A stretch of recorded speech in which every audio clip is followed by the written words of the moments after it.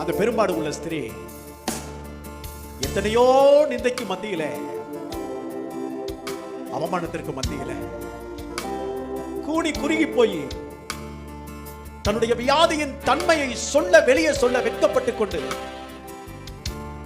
இப்படி ஒரு நோய் எனக்கு இருக்குன்னா என்னைய சமுதாயத்தில் எவன் மதிப்பான்? மிகுந்த துக்கத்தோடு கூட இருக்கிறார். அவ இருதயத்தினுடைய வேதனையை புரிந்து கொள்ளுகிறதற்கு யாரும் இல்லை.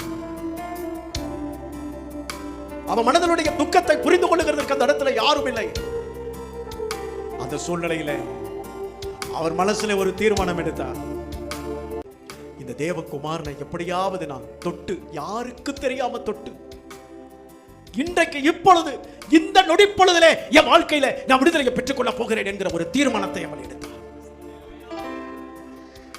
அவ இருதயத்திற்குள்ள எடுத்த அந்த தீர்மானத்தை வேற யாரும் பார்க்கல.